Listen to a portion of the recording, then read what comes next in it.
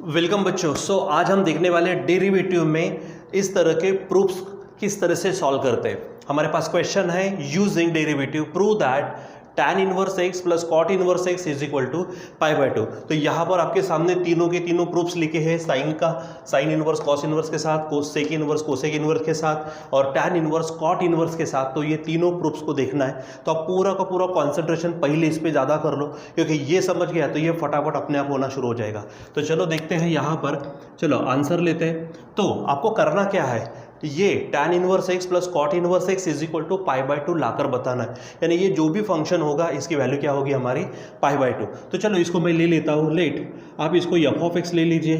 तो f of x is equal to क्या हो जाएगा, tan इनवर्स x प्लस यहाँ पर आप लिखिए कॉट इनवर्स x। ठीक है, मैं इसको इक्वेशन 1 नाम दे देता हूँ ताकि अगर मुझे ज़रूरत पड़ती है तो मैं फ्रॉम इक्वेशन 1 ले सकता हूँ। अब देखो यहाँ पे कहा क्या है, यूजिंग डेरिवेटिव, यानी आपको क्या करना है, अब आप इसका डेरिवेटिव ले लो। ठीक है, तो डेरिवेटिव लेंगे, differentiate with respect to x। ठीक है, आपको मालूम है f ऑफ x, यानी कोई फंक्शन का डेरिवेटिव अगर लेते हो तो आप उसको f डैश x ऐसा बताते। अगर हमने y लिया होता तो आप उसको dy बाय dx से बताते। y के लिए चलेगा, f ऑफ x के लिए f डैश x, यानी क्या हो जाएगा यहाँ पर f dash x is equal to इसका भी डेरिवेटिव इसका भी डेरिवेटिव, यानी यहाँ पे देखो दोनों, यानी क्या हो जाएगा derivative of tan inverse x plus फिर से आएगा derivative of cot inverse x। और याद करो मैंने आपको सभी tan inverse cot inverse sec inverse cosec inverse sine cos inverse, इनके जो इनवर्सेस है उन सबके डेरिवेटिव उनके फार्मूले आपको बताए हैं। तो आपको क्या करना है, सबसे पहले तो फार्मूले लर्न करना है, फार्मूले याद रखना ही चाहिए, नहीं तो फिर आपको यहाँ पे सॉल्व करने की कोशिश करेंगे, फार्मूले याद नहीं है तो आप सॉल्व नहीं कर पाएंगे। ठीक है, तो चलो बताओ tan इनवर्स x का डेरिवेटिव, अगर आप यहाँ नहीं बता पाते तो पहले आप फार्मूले को देखो वहाँ से और उसके बाद में ये वीडियो को देखना। ठीक है, तो tan इनवर्स x का डेरिवेटिव हमारे पास है 1/1 प्लस एक्स स्क्वायर। ठीक है, प्लस हमारे पास है कॉट इनवर्स x, तो उसका डेरिवेटिव है -1/1 प्लस एक्स स्क्वायर। ठीक है, अब आप इसको थोड़ा सॉल्व करके देखो ये प्लस माइनस माइनस हो जाएगा। दूसरी बात, ये 1/1 plus x square 1/1 plus x square दोनों के दोनों सेम है, एक प्लस में है एक माइनस में, इसका मतलब दोनों कैंसिल हो जाएंगे। और एडिशन सब्ट्रैक्शन में कैंसिल होने के बाद कुछ नहीं बचता, मतलब जीरो। मल्टीप्लिकेशन डिवीजन में कुछ नहीं बचता तो 1 लेते हैं हम। ठीक है, तो यहाँ पर क्या आ जाएगा, 0 आ जाएगा। इसका मतलब f dash x is equal to 0 आ गया। देखो ये जो डैश होती ना, इसको हम डेरिवेटिव बोलते हैं। अगर मैं इसको ऐसा लिखता तो ये ऐसा दिखता हमको। ठीक है, तो डेरिवेटिव किसी का 0 आता है तो सबसे पहले ये बताओ कि किसका डेरिवेटिव 0 होता है। यस, कांस्टेंट फंक्शन का डेरिवेटिव क्या होता है, 0 होता है। तो यहाँ पर f dash x is equal to 0 है। ये f डैश किसका डेरिवेटिव है, f ऑफ x का। इसका मतलब ये कि f ऑफ x हमारा क्या रहेगा, एक कांस्टेंट फंक्शन रहेगा। ठीक है, इसका मतलब f of x is equal to, समझो मैं एक आधा ले लेता हूँ, c ले लेता हूँ, वो क्या है, कांस्टेंट है। ये क्या है, एक आधा कांस्टेंट। ठीक है, क्योंकि जब तक f of x constant function नहीं होगा, कांस्टेंट का डेरिवेटिव ही 0 आता ना, तो ये 0 नहीं आ सकता। तो सबसे पहले आपको ध्यान में रखना है, हमने क्या किया, f of x is equal to ये ले लिया, उसका डेरिवेटिव किया, डेरिवेटिव 0 आ गया। और किसका डेरिवेटिव 0 होता है, तो कांस्टेंट फंक्शन का। तो इसको डैश हटा दो तो फंक्शन आ जाएगा ओरिजिनल f ऑफ x। तो f ऑफ x समझो क्या है, c है, और c क्या हमारा कांस्टेंट है। अब बात ये करते हैं, इसका ये मतलब है कि x की आप कोई भी वैल्यू ले लो, x की किसी भी वैल्यू के लिए उसका फंक्शन हमेशा क्या रहेगा, कांस्टेंट रहेगा। यानी क्या बोलेंगे यहाँ पर, for any value of x। ठीक है, क्या बोलेंगे, f of x is constant. f of x क्या होगा, कांस्टेंट होगा x की किसी भी वैल्यू के लिए। ध्यान में रखो, x की किसी भी वैल्यू के लिए f ऑफ x क्या होगा, कांस्टेंट होगा। अब हम क्या करते हैं, x की वैल्यू कोई भी वैल्यू लेंगे ना तो भी तो f ऑफ x क्या आने वाला है, कांस्टेंट आने वाला है। तो x की यहाँ पर मैं वैल्यू ले लेता हूँ, थोड़ी सी चूजी ले लेता हूँ, यानी यहाँ पर लिख लेंगे हम फॉर आवर कन्वीनियंस से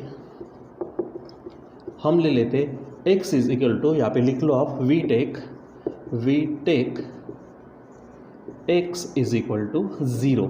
यहाँ पे हम x की वैल्यू क्या ले लेते, 0 ले लेते। ठीक है, इसका मतलब क्या हो जाएगा कि यहाँ पर x की वैल्यू अगर 0 लेते तो भी हमारा f ऑफ x क्या आएगा, सी आएगा। ठीक है, सो चलो यहाँ पर अब क्या करते हैं, एक्स की वैल्यू क्या ले ली मैंने, 0 ले लिए। ठीक है, तो चलो बताओ यहाँ पर क्या होगा, एफ ऑफ यहाँ पर लेते फ्रॉम 1, या हेडिंग डाल दो। देखो एक्स की वैल्यू मैंने क्या ली है 0, तो यहाँ पर एफ ऑफ एक्स के जगह पे लिखेंगे 0, एफ ऑफ एक्स के जगह पे क्या लिखेंगे हम 0। अब यहाँ पर भी जहाँ जहाँ x आएगा उन सब के जगह पे क्या लेंगे हम 0। तो यहाँ पर देखो आप, यहाँ है tan इनवर्स x के लिए हम लेंगे 0, प्लस यहाँ पर है हमारे पास cot इनवर्स x के लिए लेंगे हम 0। और अब आप इसको सॉल्व करना शुरू कर दो।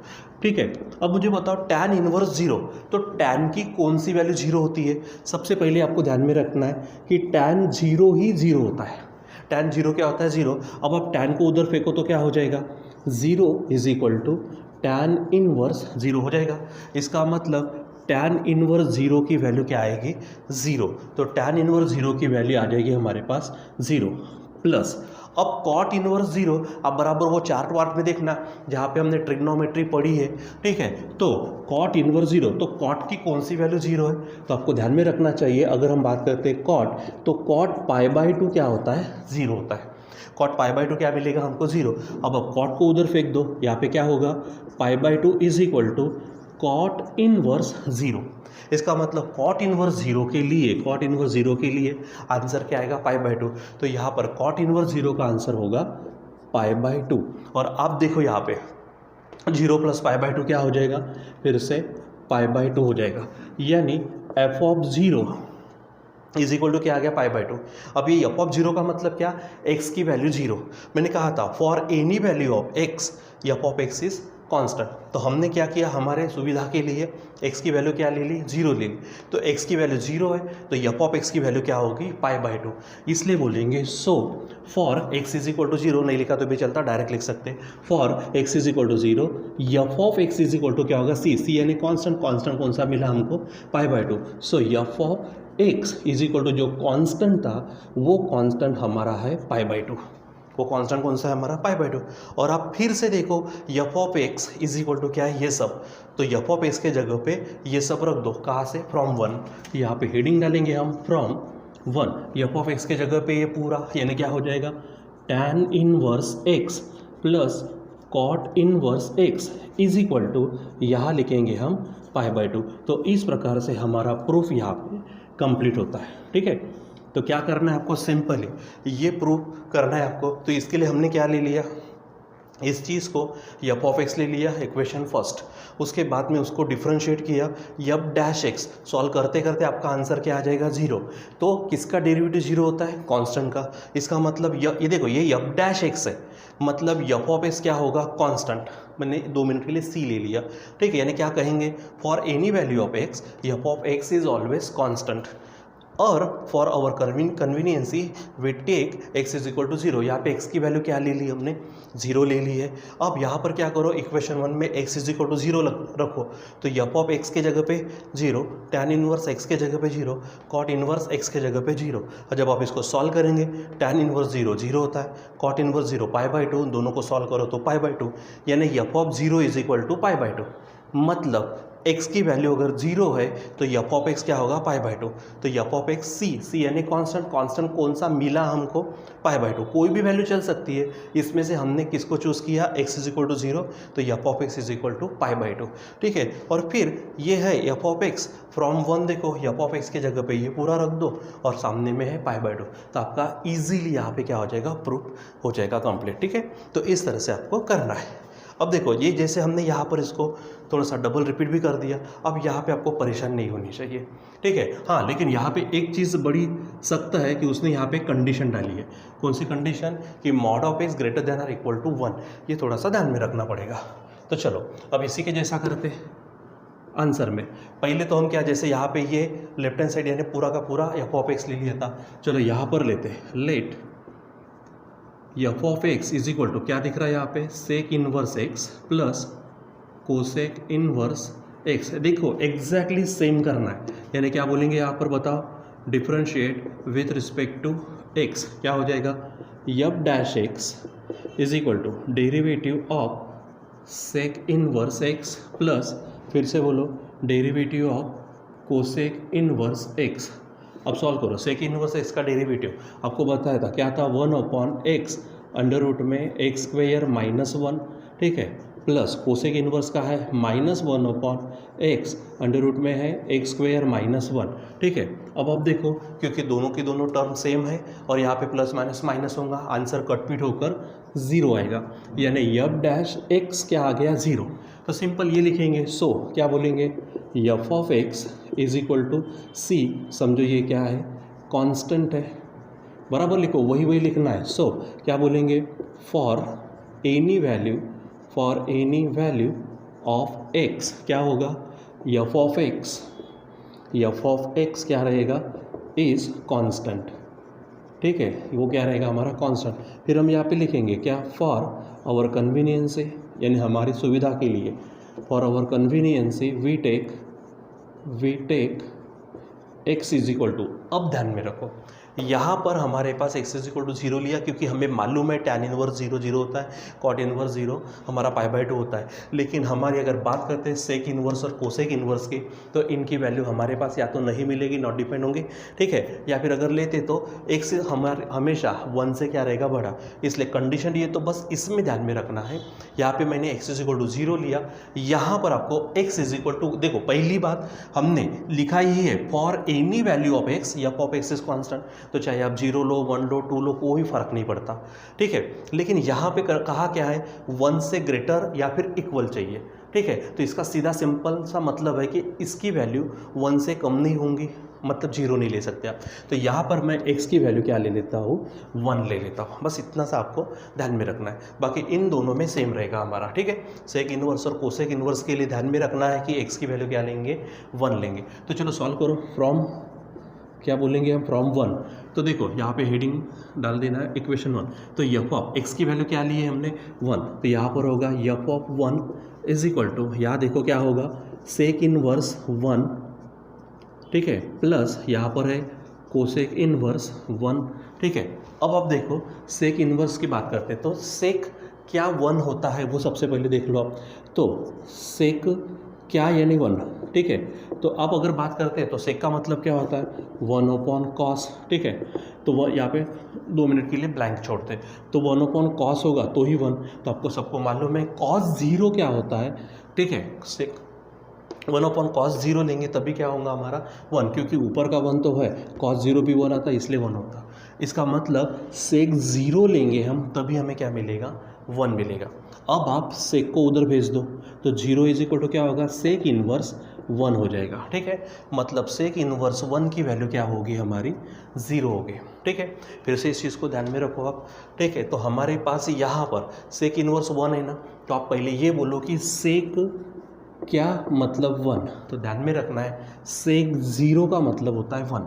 अब आप सेक को उधर भेज दो तो 0 बचेगा, तो sec inverse 1 is equal to 0। तो आप सेक इनवर्स 1 की जगह पे क्या रखेंगे, 0, यानी यहाँ पर होगा आपका 0 प्लस। अब आप अगर कोसेक इनवर्स की बात करते हैं तो कोसेक π/2 आपका मिलता है 1, ठीक है। अब आप कोसेक को उधर भेजो तो π/2 is equal to cosec inverse 1 हो जाएगा। तो आप कोसेक इनवर्स 1 के जगह पे क्या रखेंगे, π/2। ये आपको ध्यान में रखना है। हमने यहाँ पर ट्रिग्नोमेट्रिक फंक्शन और इनवर्स ट्रिग्नोमेट्रिक फंक्शन में भी कुछ चीज़ें लिखी हुई है, तो आपको ध्यान में रखना है, ठीक है। तो चलो यहाँ पर क्या हो गया, सेक इनवर्स 1 भी 0 हो गया, कोसेक इनवर्स 1 हो गया हमारा π/2। सॉल्व करने के बाद 0 + π/2 देगा हमको π/2, यानी f of 1 is equal to π/2। मतलब एफ ऑफ 1 का मतलब क्या, एक्स की वैल्यू 1। हमने यहाँ लिखा है for any value of x, F of x is constant, तो हमने एक्स की वैल्यू 1 ली तो भी हमारा एफ ऑफ एक्स क्या रहेगा, कांस्टेंट। और वो कांस्टेंट थोड़ा स्पेशल है, वो कौन है हमारा π/2। इसलिए हम यहाँ पर लिखेंगे कि f of x is equal to क्या हो जाएगा, π/2, ठीक है। वो कांस्टेंट कौन सा रहेगा हमारा, π/2। अब क्या करो, फ्रॉम 1 लिख लो आप, फ्रॉम फिर से 1 एफ ऑफ एक्स, देखो 1 में एफ ऑफ एक्स के जगह पे ये पूरी चीज़ है, तो आप इसे लिख लो तो क्या होगा, sec inverse x plus cosec inverse x is equal to, सामने में क्या है हमारा π/2, ठीक है। और उसने जो कंडीशन डाली थी वो कंडीशन भी हमने क्या की, फुलफिल की। हमने इसको 1 से नीचे नहीं लिया मतलब 0 नहीं लिया, ठीक है। तो इस प्रकार से आपको करना है, ठीक है। चलो तीसरे नंबर का क्वेश्चन देखते हैं हम। यहाँ पर सेम करना है, एग्जैक्टली सेम। तो चलो आंसर में अब तो आदत पड़नी चाहिए आपको। लेट क्या बोलेंगे, f of x is equal to क्या दिया है, sine inverse x plus cos inverse x, equation first. चलो इसका डेरिवेटिव करो यानी differentiate with respect to x. तो हम इसको बोलेंगे f dash x is equal to sine inverse, इसको पहले डेरिवेटिव डाल दो, तो derivative of sine inverse x plus derivative of cos inverse x, ठीक है। यहाँ पर कन्फ्यूजन निर्माण हो सकता है। देखो एफ ऑफ एक्स का डिफरेंशिएट करने के बाद में एफ डैश एक्स, जैसे वाई को डिफरेंशिएट करने के बाद वाई डैश या फिर d y by d x लिया जा सकता है, ठीक है। तो हमने यहाँ पे डैश का इस्तेमाल किया। बताओ साइन इनवर्स का क्या है, 1/√1 माइनस एक्स स्क्वायर, ठीक है, प्लस कॉस इनवर्स का है -1/√1 माइनस एक्स स्क्वायर। ये आपको ध्यान में रखना है। यहाँ पे भी ये पूरा कट हो जाएगा क्योंकि प्लस माइनस माइनस और सेम चीज़ें, तो 0 आएगा, यानी f dash x is equal to क्या आ गया, 0। यहाँ पे एफ डैश यानी derivative of f of x 0 आया, मतलब एफ ऑफ एक्स कॉन्स्टेंट होगा क्योंकि कॉन्स्टेंट का डेरिवेटिव ही क्या होता है, 0। सो यहाँ पर लिखेंगे f of x is equal to, समझो सी है और सी हमारा क्या है, मान लो कॉन्स्टेंट है। देखो सेम चीज़ें चल रही है। सो क्या कहेंगे, for any value of x, ठीक है, क्या होगा, f of x is constant. यहाँ पर एफ ऑफ एक्स क्या रहेगा, कांस्टेंट रहेगा। तो हमारी कन्वीनियंसी के लिए, फॉर आवर कन्वीनियंसी यानी हमको सुविधा होनी चाहिए, इसलिए for our convenience we take x is equal to 0। ध्यान में रखो टैन और कॉट के लिए 0, साइन और कॉस के लिए 0, बस यहाँ लेते समय आपको 1 लेना है और वैसे भी कंडीशन रहती है, ठीक है। सो अब यहाँ पर क्या कर लो, फ्रॉम 1 इसकी वैल्यू रखो यहाँ पर फ्रॉम 1, तो 1 में क्या करेंगे, x के जगह पे ये, यानी यहाँ होगा f of 0 is equal to, चलो लिखो यहाँ पे sine inverse 0 plus cos inverse 0, ठीक है। अब सॉल्व करना शुरू। साइन इनवर्स 0, तो आपको मालूम है साइन 0 क्या होता है, 0, साइन उधर गया तो 0 रहेगा, तो साइन इनवर्स 0 यानी क्या आएगा, 0, तो इसके जगह पे 0 प्लस, अगर बात करते कॉस, तो कॉस π/2 हमको क्या देता, 0 देता, ठीक है। तो ये इधर गया तो π/2 is equal to cos inverse 0, तो कॉस इनवर्स 0 के जगह पे क्या रहेगा, π/2 रहेगा, ठीक है। तो ये आपको ध्यान में रखना है। अब देखो यहाँ पर सिंपल जो वहाँ हुआ यहाँ पर भी होगा, 0 प्लस π/2। अब इसका मतलब भी जान लो कि एफ ऑफ 0 क्या आया, π/2, एफ ऑफ 0 यानी x की वैल्यू 0। तो हमने लिखा है for any value of x F of x is constant, x की कोई भी वैल्यू एफ ऑफ x हमेशा क्या रहेगा, कांस्टेंट। तो हमने चूज़ किया x इज इक्वल टू 0, तो वो कांस्टेंट कौन आया, π/2, यानी c की वैल्यू और कुछ नहीं है, वो क्या है, हमारी π/2 है। यानी आप डायरेक्ट लिखेंगे, so f of x is equal to, अगर आपको लिखना है c तो c इज इक्वल टू π/2 लिख सकते हैं, या फिर जैसा हमने उसमें लिखा यहाँ पर भी लिख सकते हैं, ठीक है। अब f of x is equal to π/2, from 1 आप बोल दो और एफ ऑफ एक्स की वैल्यू यहाँ पे रख दो। तो एफ ऑफ एक्स की वैल्यू क्या है, sine inverse x plus cos inverse x is equal to, right hand side में है π/2। आप यहाँ पर इसका क्या करो, बराबर सिस्टमेटिक पद्धति से इसको क्लोज करो, ठीक है बच्चों। तो इस प्रकार से हमको क्या करना होगा, जो प्रूफ्स हमको दिए हैं उन प्रूफ्स के बारे में हमको सोचना है और इस प्रकार से इनको सॉल्व करना है, ठीक है। तो आई होप कि आपको ये पूरा ध्यान में आया होगा। अगर एक आधी चीज़ नहीं समझती, क्योंकि थोड़ा थोड़ा एक्सप्लेन यहाँ पे ज़्यादा एक्सप्लेन किया है मैंने, ठीक है, ताकि क्योंकि पहला क्वेश्चन था थोड़ा जल्दी समझने को ना, ये समझ गया कि पट से ये समझेगा। यहाँ पर थोड़ा सा चेंज है, यहाँ पे x इज इक्वल टू 0 के एवरेज में x इज इक्वल टू 1 है लिया, वो भी क्यों, क्योंकि ये हमारी कंडीशन रहती, कंडीशन की बात नहीं है, तो हमारा सेक और कोसेक के लिए हमारी वो वैल्यू 0 नहीं आती, तो या तो नॉट डिफाइंड होगी या फिर कुछ 1 के ऊपर रहेंगी, ठीक है। तो ध्यान में रखना आपको, इस तरह से करना है, ठीक है बच्चों। तो बाकी हम कंटिन्यू करेंगे बाद में। Till then bye.